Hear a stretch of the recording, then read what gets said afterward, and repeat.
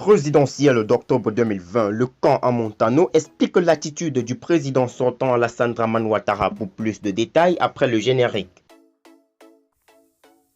Avant de commencer, n'oubliez pas de vous abonner et d'activer la cloche de notification car cela va vous permettre de ne plus manquer les prochaines vidéos.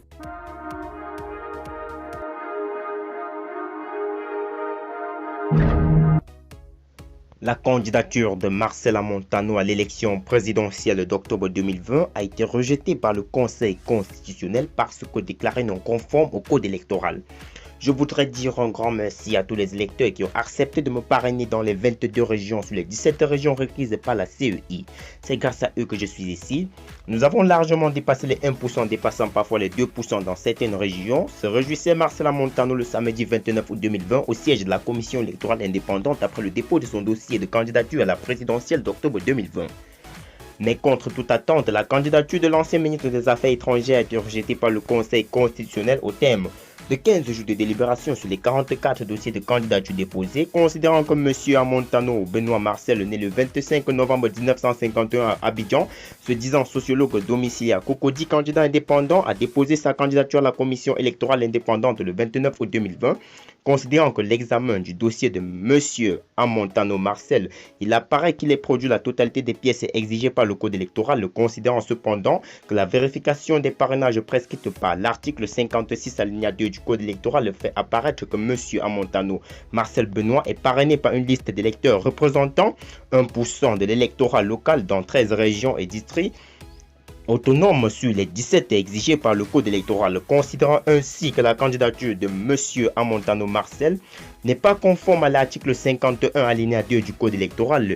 Il y en a lieu de la déclarer irrecevable en application de l'article 57 du dit code, a déclaré Mamadou Koné, président du Conseil constitutionnel. Il n'en fallait pas plus pour que le camp du fils de Lambert Amontano monte au créneau pour dénoncer un coup d'État inacceptable pour le peuple de Côte d'Ivoire. Ce mardi 15 septembre, peu après l'annonce du rejet de certaines candidatures dont celle de Marcela Montano, tous les leaders des mouvements acquis à sa cause regroupés au sein de la plateforme Ensemble ont été reçus par le leader à son quartier général de campagne aux deux plateaux Vallon.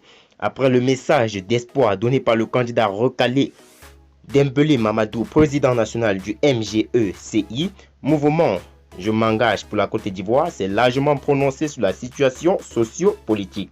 Le problème du président Alassane Ouattara est le fait qu'il n'est jamais fréquenté en Côte d'Ivoire. Par conséquent, il n'a pas la mentalité des Ivoiriens.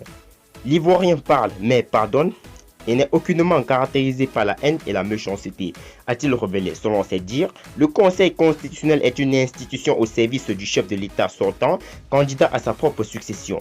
Comment comprendre que sur 44 candidatures, seulement 4 ont pu être retenues et parmi lesquelles un cas particulier, celui d'Alassane Ouattara, c'est un coup d'État et le peuple de Côte d'Ivoire ne peut plus accepter ce genre de frustration, a-t-il prévenu.